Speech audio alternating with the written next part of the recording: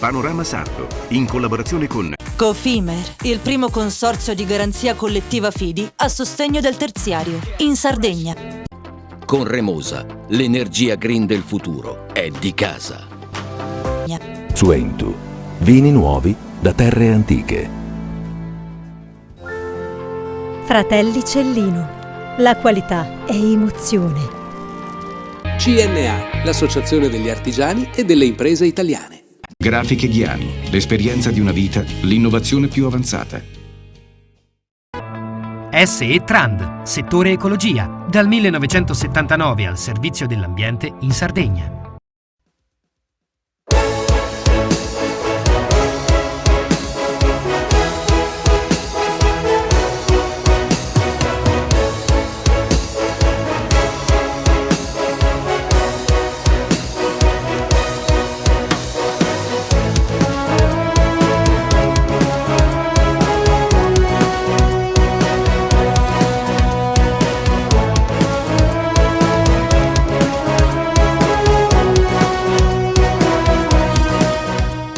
Nuovo appuntamento settimanale, parliamo di economia instancabile. L'ufficio studi della CNA ha preparato un report che è nella piena attualità, perché si parla di export nel momento in cui sono arrivati i tanto temuti dazi di Trump. E c'è un particolare che emerge da questo report: la parte più importante che sarà colpita da questa incomprensibile scelta del numero uno degli Stati Uniti colpisce un nostro settore primario, che è quello dell'export delle produzioni agricole e commerciali.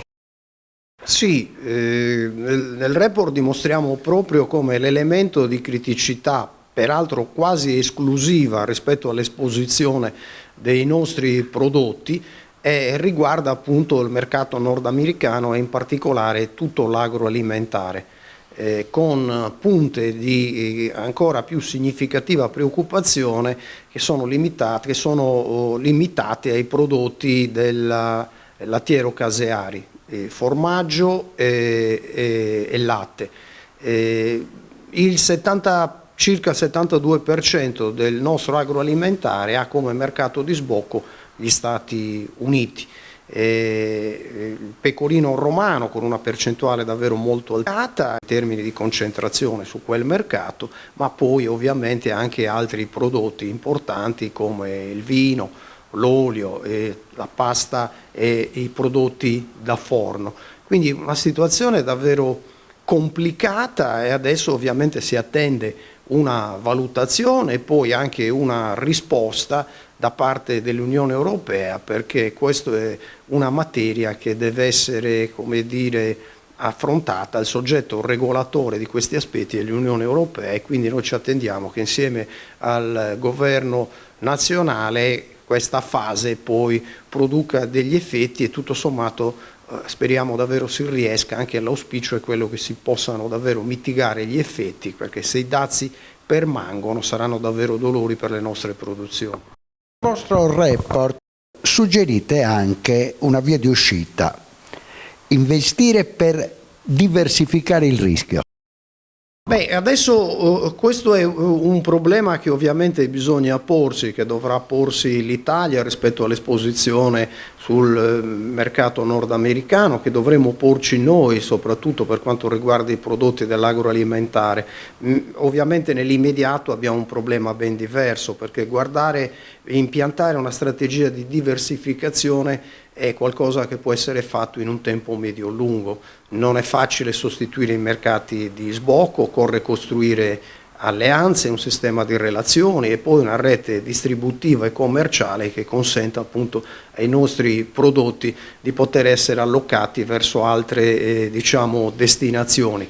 Nell'immediato bisognerà vedere ovviamente quali saranno le risposte che l'Europa darà in concerto con ovviamente gli Stati nazionali, con il nostro governo, e poi ovviamente quale sarà anche il ruolo a seconda della durata, se effettivamente non si riuscirà a trovare un punto di equilibrio e di composizione, quindi se non si arriverà ad avere un tavolo negoziale che consenta quindi all'Europa di poter con gli Stati Uniti trovare appunto un punto di equilibrio che non sia lasciato solo appunto a una guerra o alle contromisure che peraltro finirebbero anche per aggravare il problema, ma di fatto in questa fase sembrerebbero necessarie per poter indurre il nostro competitor, in questo caso gli Stati Uniti, ad accettare un tavolo negoziale.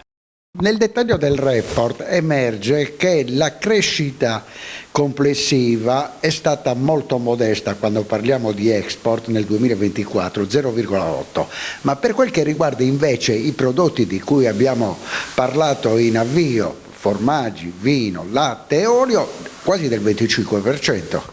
Beh, questo è un segnale che va colto positivamente e quindi al netto della produzione e quindi dei volumi esportati per il petrolio, che sappiamo essere in termini percentuali superiori all'80%, sul resto dei prodotti c'è stata una crescita significativa e tra questi c'è tutta quella parte, diciamo, di produzione che riguarda l'agroalimentare. E quindi questo è un dato significativo. Questa crescita ovviamente adesso è minata da un punto di vista della prospettiva degli effetti che verranno prodotti rispetto alle misure, quindi la situazione è in evoluzione e quindi speriamo davvero che si riesca a definire, diciamo, un'intesa e che questo scontro non permanga nel tempo, perché ovviamente questo avrebbe contraccolpi significativi e se così fosse gli Stati e anche la Regione, per quanto riguarda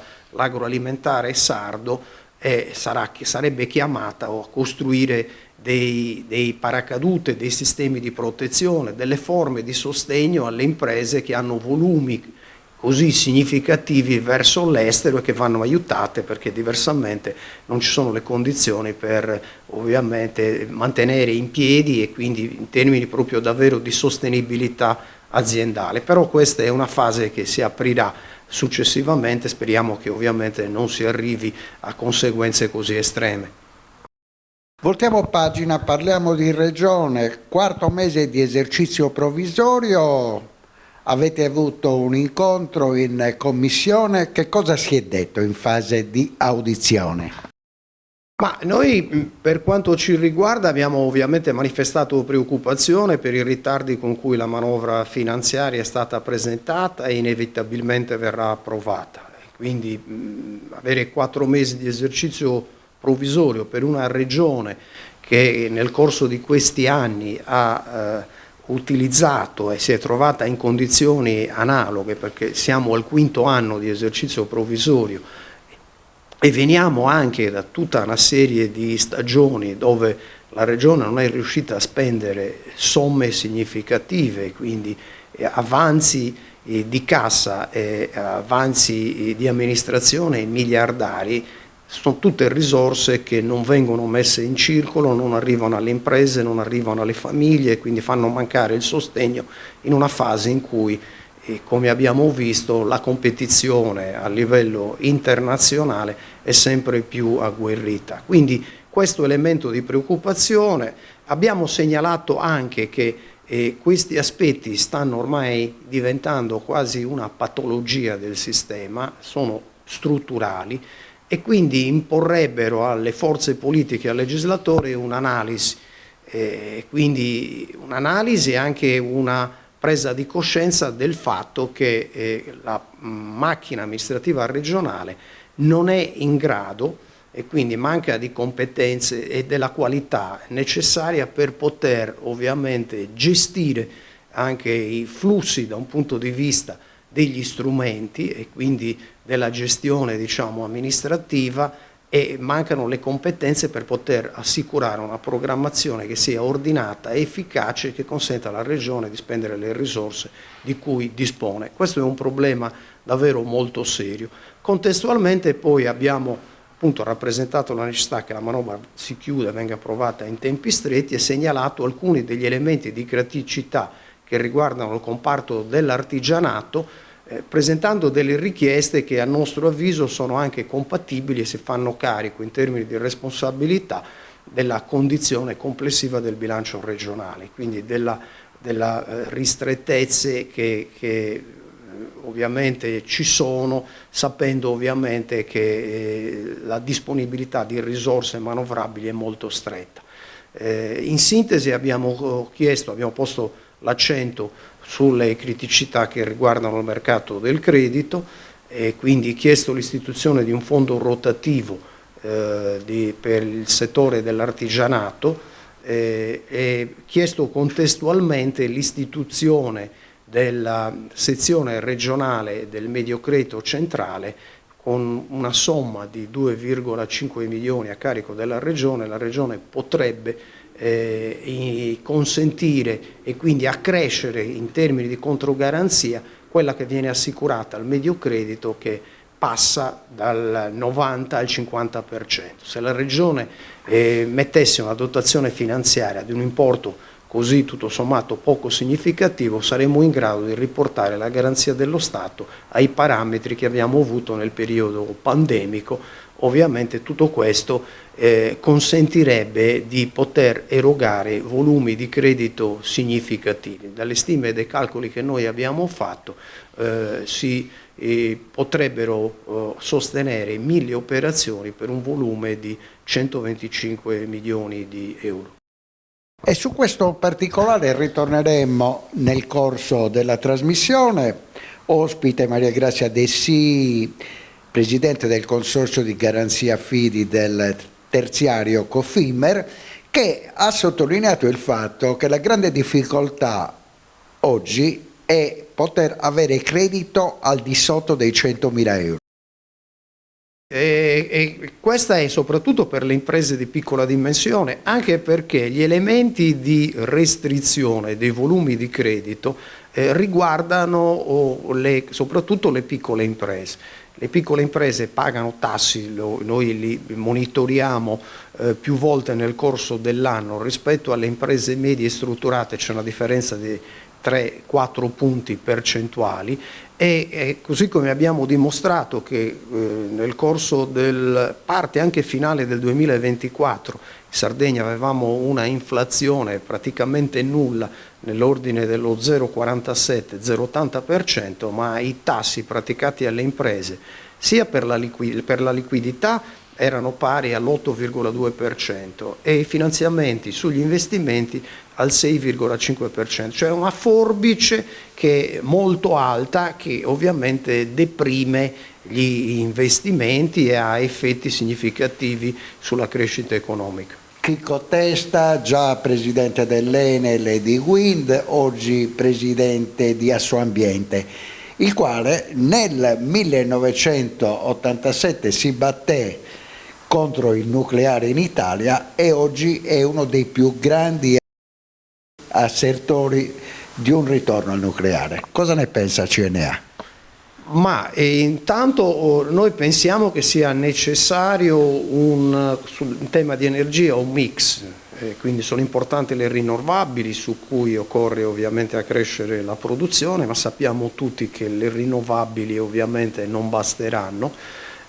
Sarà importante il gas nella fase di transizione e occorre anche, non solo da un punto di vista della ricerca, tornare a investire anche sul nucleare, sapendo anche che nei prossimi decenni, soprattutto se l'innovazione tecnologica supporterà la fase di ricerca che è già in atto, noi sappiamo che il nucleare tornerà probabilmente ad essere una delle fonti pulite e soprattutto competitive e il nucleare è, sapendo che uno degli elementi di criticità anche da un punto di vista della prospettiva è il tema della sicurezza energetica e il nucleare è una fonte che, se impiantata, ci consente ovviamente di poterla gestire in maniera autonoma e non dover dipendere dagli altri.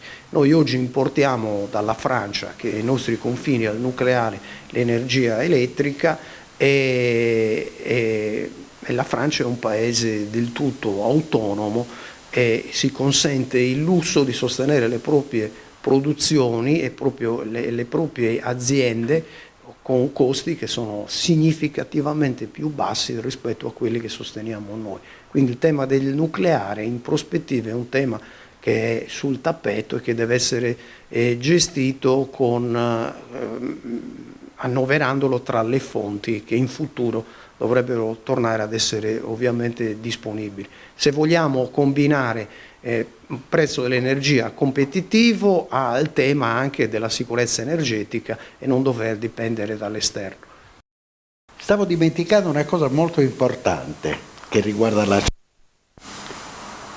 In questa settimana che è andata via si è dibattuto del piano casa alternativo proposto dalla Regione Sarda rispetto a quello che aveva previsto Salvini a livello nazionale. Cosa ne pensa?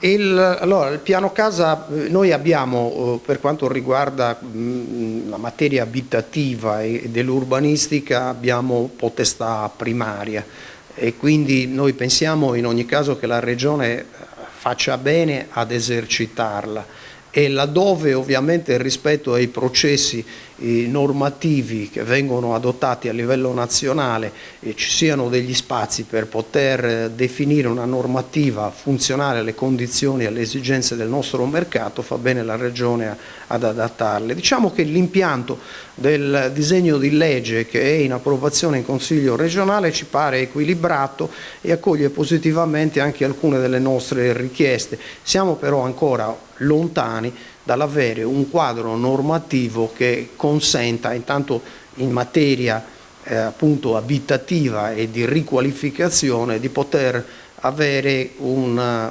testo che possa consentire a imprese e cittadini in maniera semplificata di poter avere un riferimento unico. Rimangono poi da completare gli aspetti che sappiamo e solleviamo da tempo, per esempio la legge urbanistica, e questo però rimane un primo passo che cammina e si muove in quella direzione.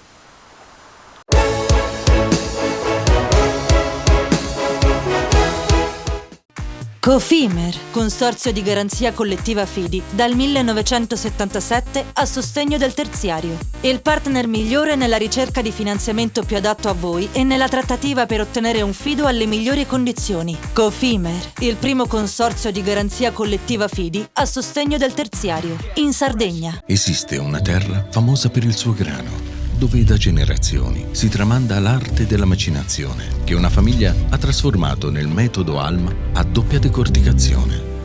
Alma, dal latino anima, perché macina solo l'anima del chicco, quella più pura, che dà alla pasta un colore brillante e un gusto intenso. Così nasce la nuova pasta Cellino. Fratelli Cellino, Mastri Mugnai, dal 1955. Remosa, in attività in Sardegna dal 1955. Oggi è leader nazionale nello sviluppo del progetto Idrogeno Verde. Con Remosa, l'energia green del futuro è di casa. Difficile rapporto con le banche? Conta su CNA. CNA, l'associazione degli artigiani e delle imprese italiane.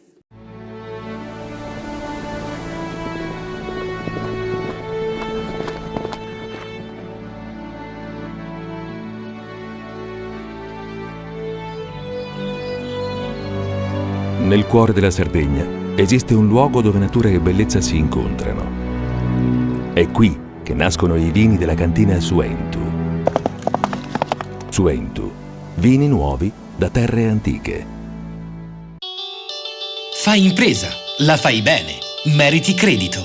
Le garanzie diventano importanti. Il fondo di garanzia agevola il tuo accesso al credito. Se una banca ti presta denaro, hai garanzia a prima richiesta. Se ottieni 100, la garanzia copre fino a 80. La maggior parte delle garanzie è gratis. Il dettaglio sul sito spheres.it. Siamo la più grande industria tipografica della Sardegna. Dall'81 stampiamo tutte le tirature, su tutti i supporti e con le tecnologie più avanzate del settore, garantendoti elevatissima qualità e la più totale dedizione e cura. Grafiche Ghiani, l'esperienza di una vita, l'innovazione più avanzata. Setrand, settore ecologia. Mettiamo a disposizione la nostra struttura organizzativa fornendo un valido supporto per la gestione dei rifiuti speciali pericolosi e non pericolosi. Grazie agli impianti innovativi ed al costante sviluppo tecnico recuperiamo oltre il 70% dei rifiuti da noi gestiti.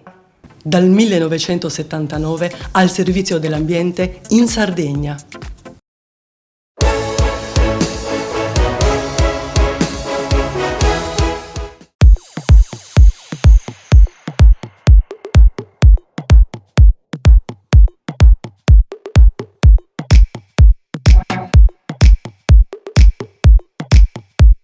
Focus di Panorama Sardo su una delibera assunta dall'esecutivo regionale che sulla carta dovrebbe consentire un passo decisivo verso un'amministrazione più moderna ed efficiente, più vicina alle esigenze dei cittadini nel percorso di trasformazione digitale dell'apparato burocratico.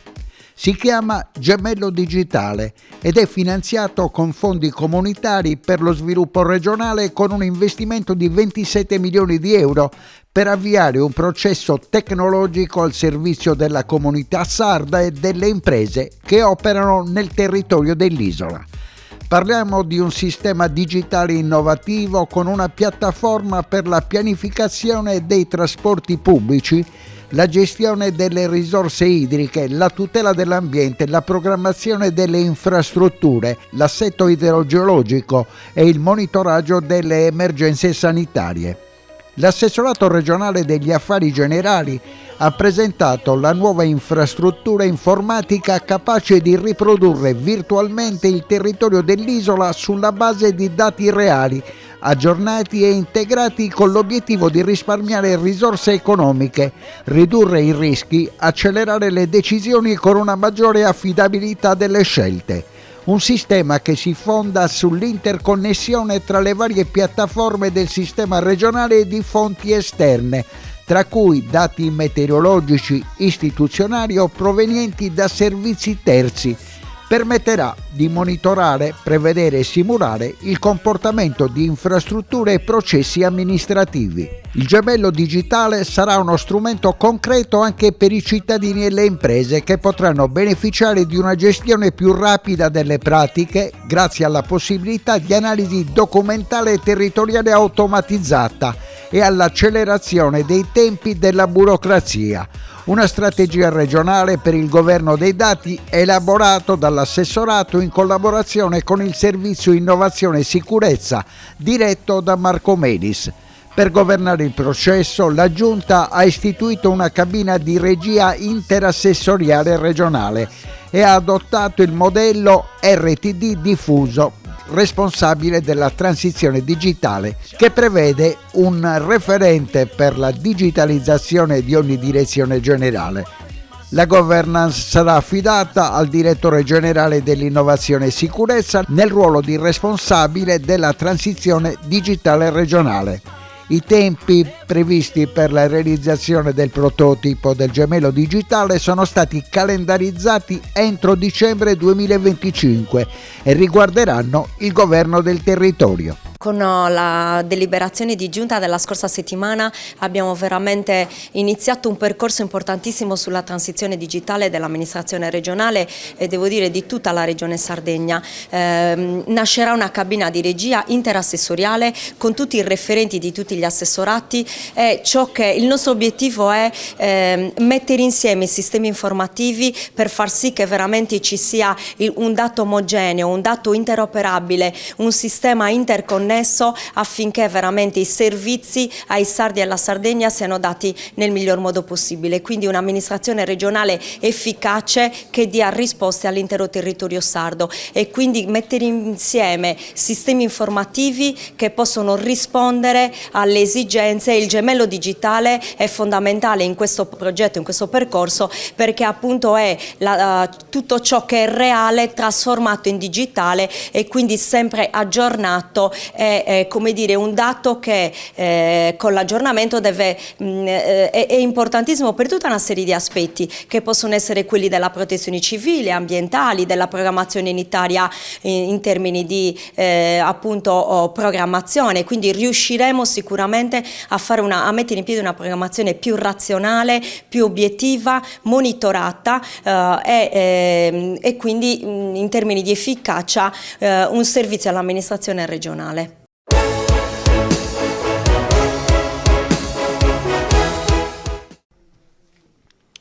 L'uovo di Pasqua dell'AIL rappresenta molto di più di una semplice sorpresa, è un sostegno a oltre 140 studi scientifici in Italia per il finanziamento di borse di studio per giovani ricercatori, il supporto dei centri ematologici e l'assistenza ai pazienti in tutto il paese, per aiutare così la lotta contro le leucemie, i linfomi e il mieloma. Grazie ad AIL il 70% dei malati di tumori del sangue guarisce e cronicizza la malattia. La manifestazione, iniziata nel 1994, ha raccolto finora oltre 192 milioni di euro, con una distribuzione di circa 18 milioni di uova in tutta Italia. Il sostegno è continuo ed essenziale per proseguire la ricerca e migliorare la qualità della vita dei pazienti e dei loro familiari. Alle porte della Pasqua ci ritroviamo con la campagna AIL, una campagna nazionale che vede protagonista anche la Sardegna con centinaia di piazze. Questa è la 32esima edizione della manifestazione Uova di Pasqua, una manifestazione molto importante che ci permette comunque di continuare a finanziare i servizi socioassistenziali e la ricerca per rendere sempre più guaribili le malattie tumorali del sangue. A livello nazionale sono 17.000 volontari nelle piazze, 4.900 piazze a livello nazionale e, come diceva lei, sono appunto centinaia in Sardegna. Il popolo sardo si è sempre dimostrato molto solidale, molto attento a questa iniziativa dell'AIL, l'AIL che supporta comunque tutte le strutture di ematologia a livello nazionale, finanziando appunto i servizi socioassistenziali, l'acquisto di macchinari, gestendo le case AIL che vengono messe a disposizione gratuitamente dei pazienti e dei loro familiari. Questa donazione non è fine a un periodo dell'anno, ma accompagna tutto l'anno, perché voi comunque lavorate tutto l'anno fino ad arrivare anche alle stelle di Natale. Sì, le due manifestazioni principali sono la manifestazione Uova di Pasqua e Stelle di Natale, ma ci sono anche altre iniziative che coinvolgono l'AIL tutto l'anno e questo ci aiuta comunque a sensibilizzare la popolazione sulle tematiche delle emolinfopatie che sono molto sentite, perché è importante sensibilizzare la popolazione e rendergli edotti di che cosa sono queste malattie e di che cosa fa l'AIL per aiutare le strutture di ematologie ad aiutare i pazienti. C'è anche la filiera della grossa distribuzione, sono tanti quelli che vi aiutano anche per veicolare questo prodotto. Sì, è fondamentale, questi grossi centri commerciali come la Conada ci aiuta tantissimo, questo insomma fa capire che anche loro sono molto attenti al messaggio che dall'AIL, quindi aiutare le persone che soffrono, sostenere la ricerca è fondamentale, perché se non si sostiene la ricerca le malattie tumorali del sangue non saranno sempre più guaribili, quindi è fondamentale, la ricerca va avanti se ci sono i fondi disponibili e l'AIL contribuisce moltissimo a questo, quindi il nostro ringraziamento va a tutte le associazioni di volontariato, all'Avis, al comparto difesa, al comparto della Marina Militare e via dicendo. Ci aiutano tantissimo e anche i centri commerciali hanno fatto la loro parte.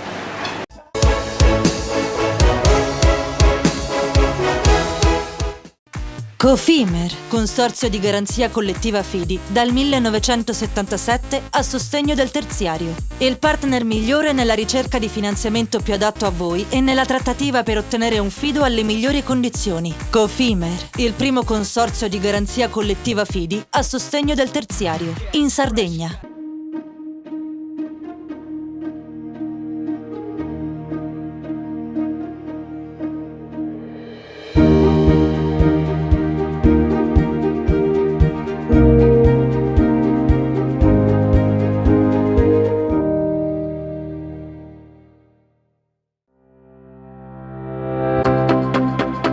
Remosa, in attività in Sardegna dal 1955. Oggi è leader nazionale nello sviluppo del progetto Idrogeno Verde. Con Remosa, l'energia green del futuro è di casa. Fai impresa, la fai bene, meriti credito. Non c'è solo il credito bancario. Con i mini bond e le cambiali finanziarie coperti dal fondo di garanzia, i tuoi progetti trovano nuovi investitori che credono in te. Contatta Spheres.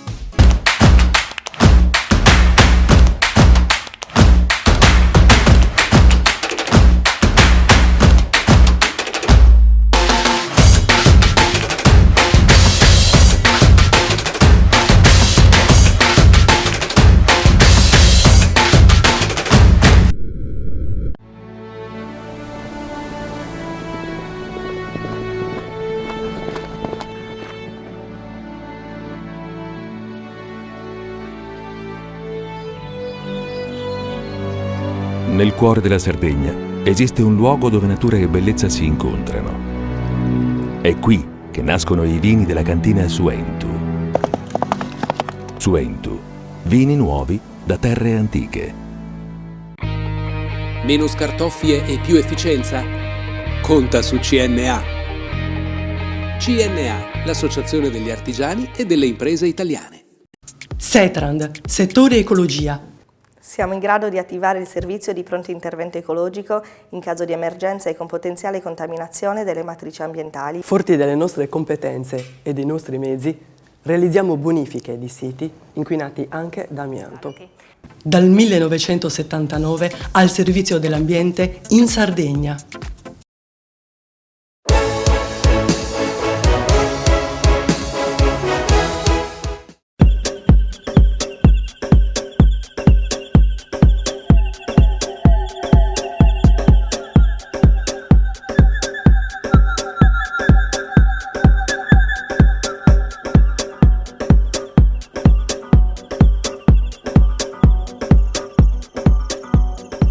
Da ieri in Consiglio regionale è iniziata la volata per l'approvazione della finanziaria 2025.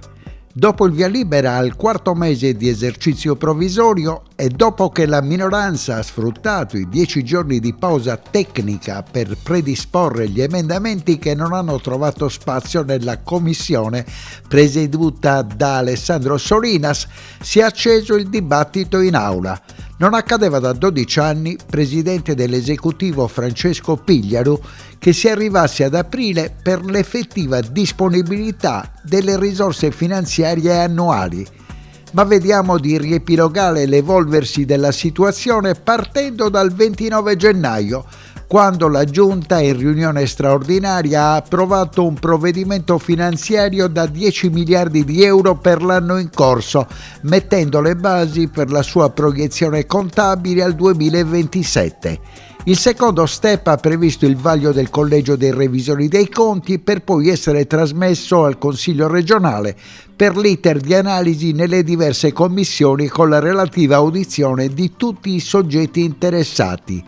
Il quarto mese di esercizio provvisorio, come era già accaduto per 8 volte negli ultimi 11 anni, ci porterà a fine aprile, forse dopo Pasqua, al voto in assemblea consiliare per l'approvazione della sofferta manovra finanziaria, e questo è di sicuro un record negativo dell'esecutivo Todde.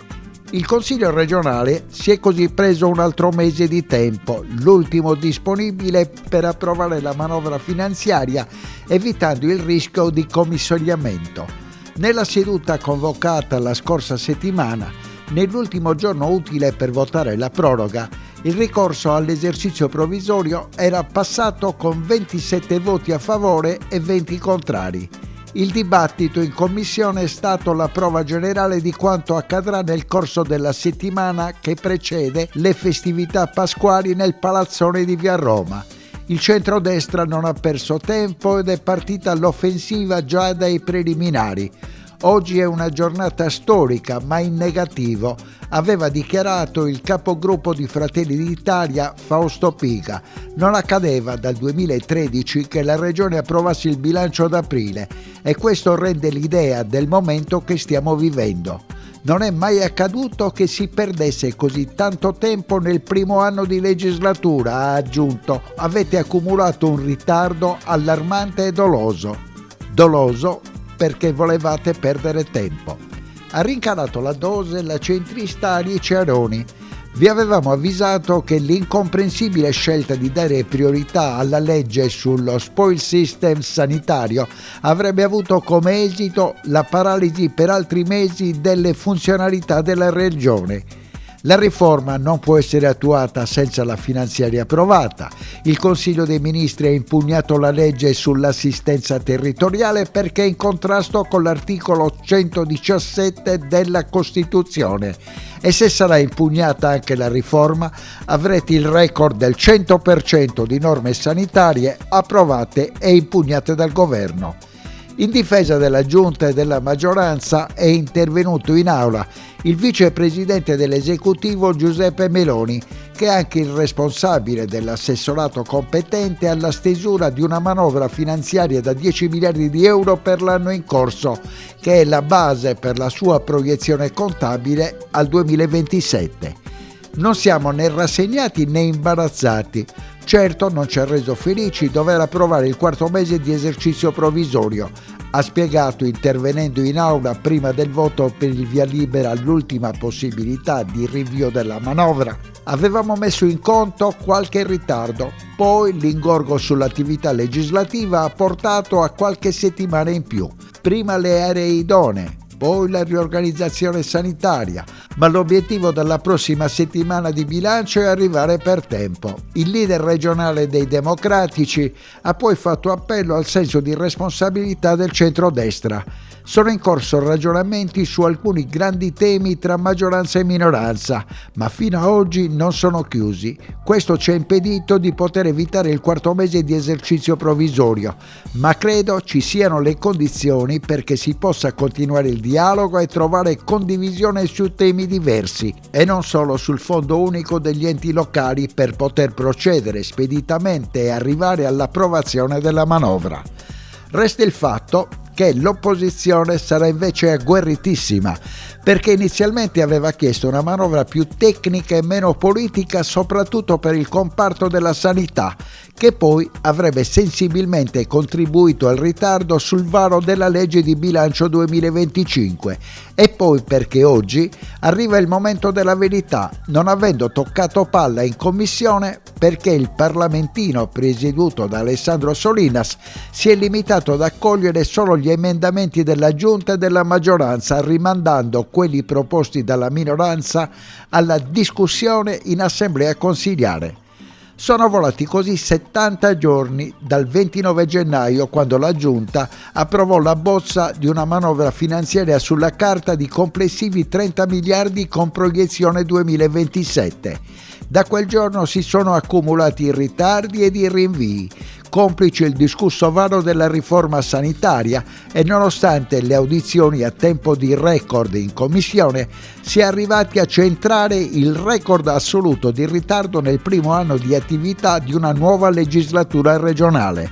Non poteva essere così, osserverebbero gli scaramantici seriali, essendo la 17ª della serie. Nel frattempo, nel fine settimana, la presidente Todde non è voluta mancare alla manifestazione organizzata a Roma nei Fori Imperiali dal suo partito contro il piano di riarmo europeo da 800 miliardi voluto da Ursula von der Leyen. La paura. Abbiamo deciso che era tempo di abbandonare il buio, abbiamo deciso che era tempo di riproporre la speranza a chi l'aveva persa. Eppure il sistema ha attivato gli anticorpi, li ha attivati grande, ma noi ci siamo, noi stiamo lavorando, stiamo restituendo speranza e dignità a un popolo che l'aveva persa. E una delle cose che vi voglio dire stasera è che è dentro il Movimento 5 Stelle, dentro tutte le forze che ci sono in piazza stasera, la resistenza siamo noi non ci facciamo intimidire. Noi non abbiamo paura, noi abbiamo il coraggio di dire le cose come stanno, non abbiamo paura della verità, ne parliamo a viso aperto. Noi non siamo quelli dei muretti a secco, noi siamo quelli che vanno avanti e dicono che le cose non vanno bene e che le cose possono cambiare. E noi siamo anche quelli, e ve lo dice una donna che nella sua regione sta lottando come mai avrei pensato, che quando ho iniziato questo tipo di impegno ho detto che ci avrei messo l'anima ci sto mettendo è che noi non ci faremo rubare la speranza da nessuno. E allora lo dico a voi che siete la logica delle armi.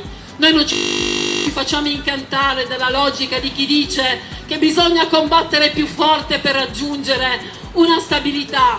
Noi sappiamo che la stabilità arriva col dialogo, con la prosperità e con la comprensione anche delle persone che abbiamo dall'altra parte. E quindi questa piazza oggi è per dire che noi non ci stiamo a usare i fondi di coesione per le armi, non ci stiamo a usare tutto quello che dobbiamo dare ai nostri cittadini, tutto quello che dobbiamo realizzare, che siano ponti, che siano strade, che siano dighe, che siano scuole, che siano ospedali, per le armi. Noi non lo faremo. Allora sono qua per dirvi, guardatevi, noi qua da oggi stiamo dicendo che c'è un'Italia diversa, che c'è un'Italia che non si fa spaventare, che l'oscurità noi la cacciamo, che la vera speranza dell'Italia siamo noi. E allora veramente siete qua in tantissimi, io vi dico grazie per l'impegno e per il supporto che non ci manca. Diciamolo forte e chiaro, in questo momento l'Italia deve guardare noi, non quelli che la stanno svendendo, non quelli che la vogliono tornare al passato. L'Italia siamo noi.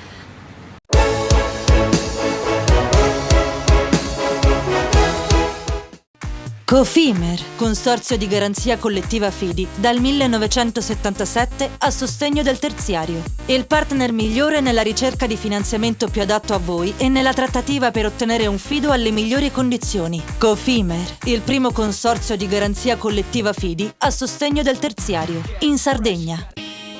Siamo la più grande industria tipografica della Sardegna. Dall'81 stampiamo tutte le tirature, su tutti i supporti e con le tecnologie più avanzate del settore, garantendoti elevatissima qualità e la più totale dedizione e cura. Grafiche Ghiani, l'esperienza di una vita, l'innovazione più avanzata.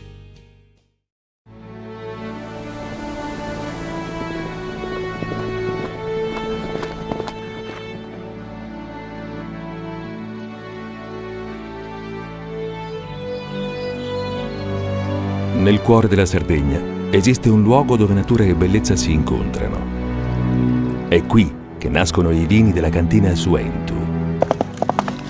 Suentu, vini nuovi da terre antiche.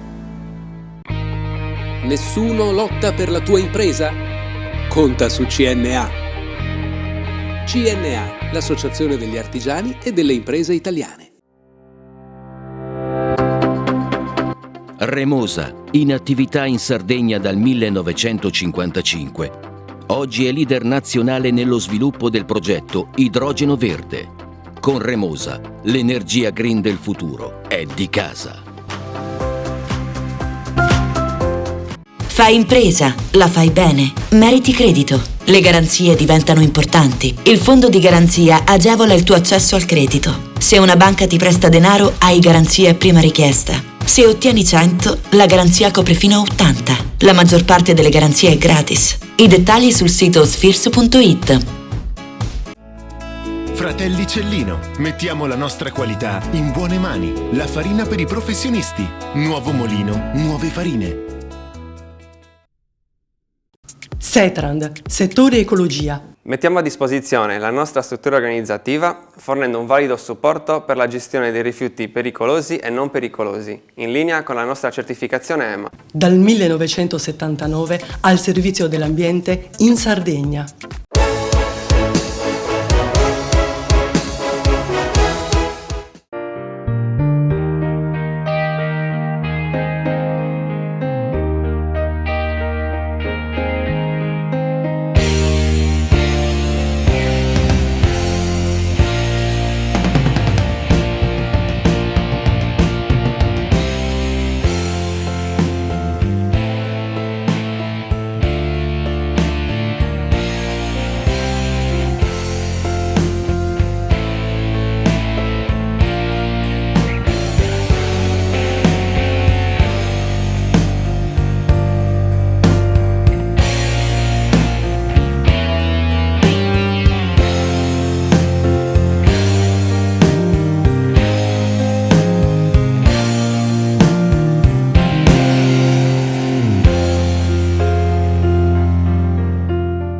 in una posizione unica ed invidiabile sul lungomare di Susicu all'interno dell'area del porto turistico di Sant'Elmo a Cagliari, confinante col nuovo e riqualificato Parco Nervi, l'Olange Marina Golf Club ha ospitato nel fine settimana il grande slam dei VIP del calcio organizzato dall'ex attaccante del Cagliari Robert Acquafresca. Robert, da dove nasce questa iniziativa? Nasce da un gran gruppo che si è venuto a creare, che siamo degli ex giocatori, non tanto vecchi, quindi che però vogliono ancora essere competitivi, vogliono giocare. E io ci tenevo personalmente che i ragazzi venissero qui in Sardegna, dato che comunque sia a capo c'è un'organizzazione che è molto vicina a Cagliari, parliamo di Daniele Conti, quindi mi fa veramente tanto piacere aver portato tutti i ragazzi a questo grande slam qui.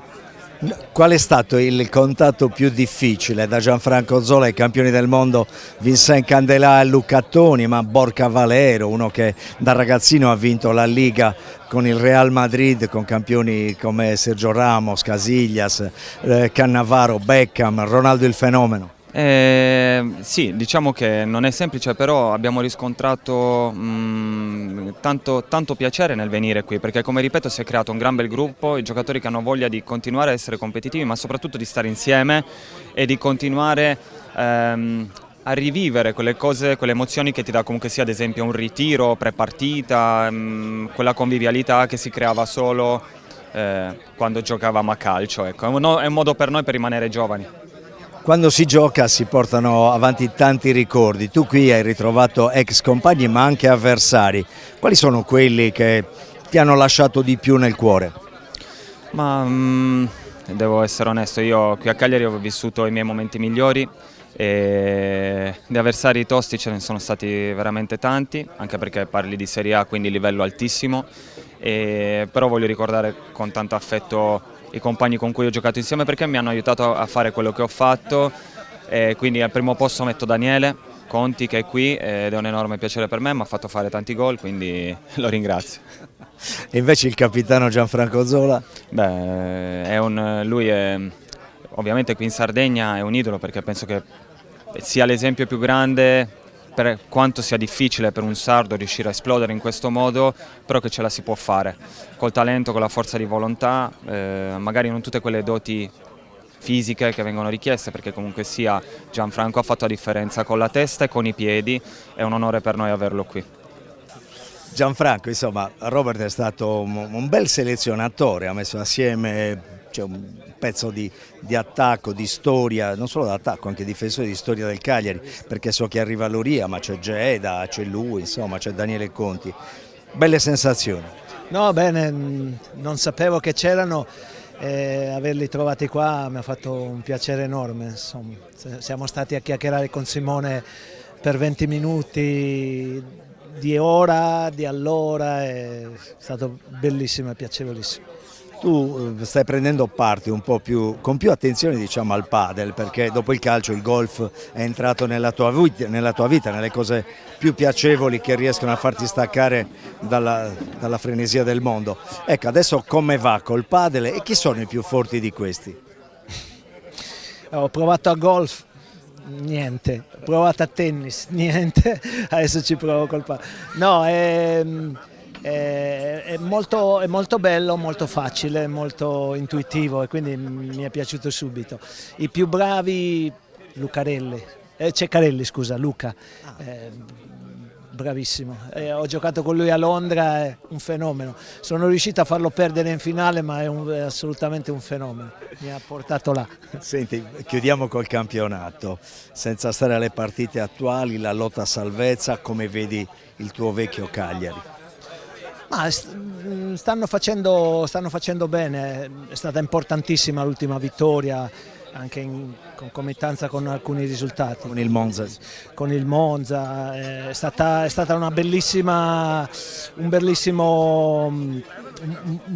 passo avanti.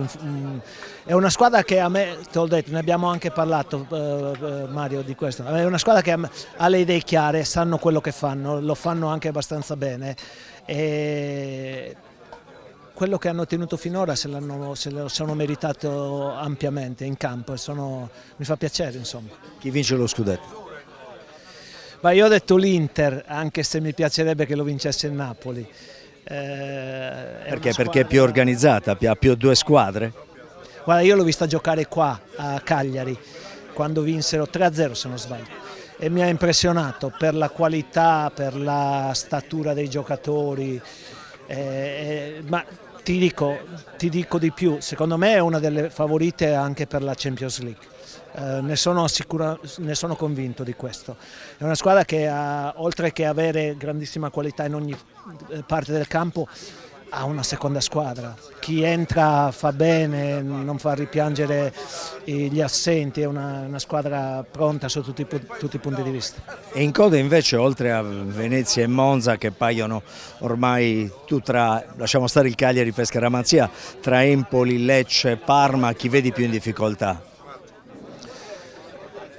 Oddio, sono più o meno sullo stesso livello, mi aspettavo qualcosa di più dal Parma, c'è stato un periodo che stavano facendo bene, poi sono entrati un po' in difficoltà, però probabilmente io mi auguro che il Parma sia quella che c'è anche per i miei trascorsi, che riesca a salvarsi, però sarà una lotta vicina fino alla fine. 464 partite dal 2001 in Sardegna, 52 reti, alcune importantissime. Daniele Conti, i tifosi dicono una delle bandiere, non tante, ma una delle bandiere a cui siamo più legati. Quanto ti fa piacere dopo tanto tempo essere ancora al centro di queste attenzioni?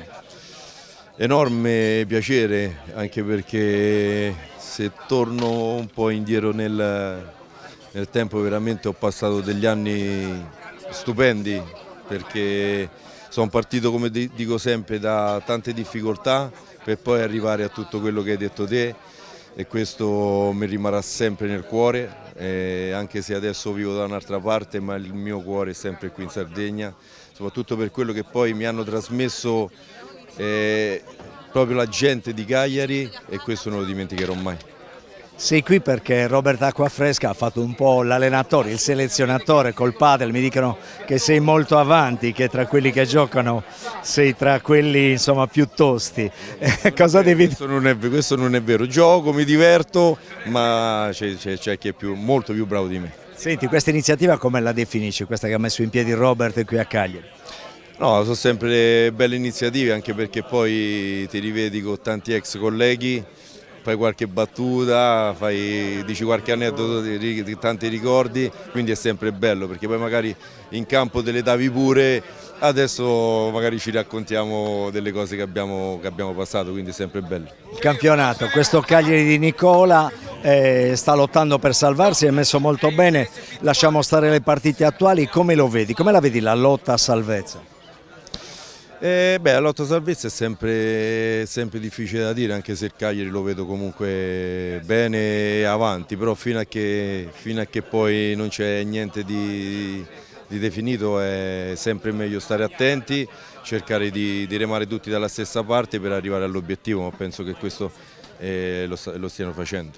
Senti, invece in testa, se dovessi dire da sportivo, da ex professionista, chi lo vince lo scudetto, auto dalla fine? Penso sempre l'Inter, perché penso sia la squadra più attrezzata, anche se il Napoli sta facendo comunque un grande campionato con un grande allenatore dove non molla niente, però come ti ho detto prima penso che l'Inter sia la squadra più competitiva di questo campionato. C'è un Daniele Conti in giro? Ce ne sono migliori, quello sicuro. Neves Capuccio Geda, un patrimonio di oltre 20 gol, mi pare 23, e un'ottantina di gare, però Cagliari ti è rimasta nel cuore. Assolutamente sì, credo che io dico sempre e ricordo che quando vengo a Cagliari mi sento a casa, e poi sai, ritrovare le persone e l'affetto con cui ci tengono a me anche adesso, e devo dirti la verità, non ho giocato neanche così tantissimi anni a Cagliari, perché il mio sogno era quello di finire la mia carriera a Cagliari, però poi purtroppo nel calcio succede di tutto, quindi il rimpianto è meglio che non abbiamo, perché se no nel calcio non serve, però sono molto, molto contento e orgoglioso di aver fatto parte di una squadra che secondo me aveva dei valori davvero importanti, soprattutto di un popolo che per il calcio veramente fa di tutto, soprattutto per il Cagliari.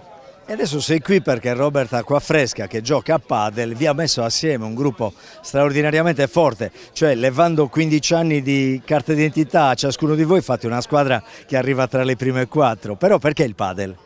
Ma sai, io ho detto chissà che magari ragazzi ci ributtiamo un po' a rigiocare di nuovo, che ve ne pare? Cioè, poi sai, rincontrare tutti gli ex compagni con cui magari di battaglia, con cui hai fatto tantissime battaglie appunto, ti viene un po' quella nostalgia e si riaffiorano tantissimi bei ricordi, ti dico la verità.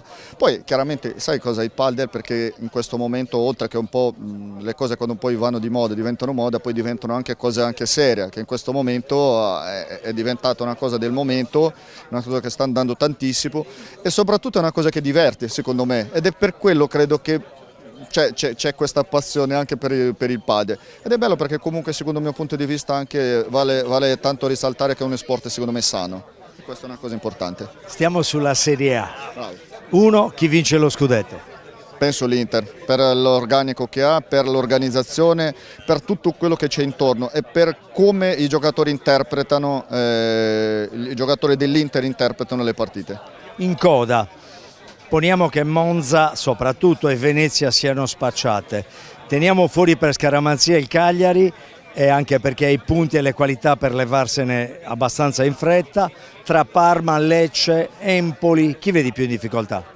Ma guarda, è molto difficile perché togliendo, come hai detto appunto, Monza e Venezia, tutte le altre bisogna stare molto attenti, perché secondo me la bagarre lì dietro è tosta, è molto complicata, tosta, anche perché non ci sono partite scontate e ancora bisogna vedere, però penso che in questo momento credo che la classifica rispecchi un po' quelli che sono i valori, quindi io mi auguro che essendo un ex di tutte e due, di Lecce e Cagliari, mi auguro che tutte e due possono assolutamente rimanere fuori di questa lotta.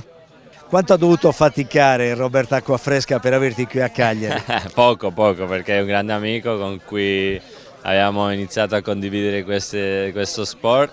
Abbiamo giocato anche insieme in tornei passati, mi sono divertito molto con lui, quindi è stato facile. Poi ovviamente venire in Sardegna è sempre un piacere, quindi è molto facile.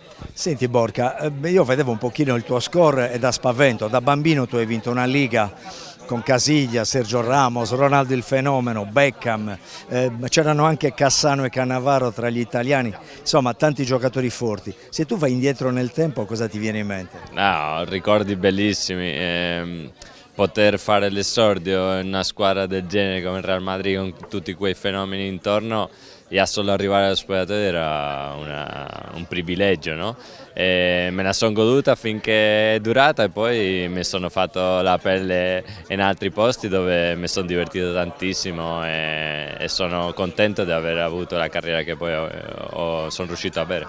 Le tue squadre italiane all'Inter, partiamo dall'Inter, intanto chi vince il campionato?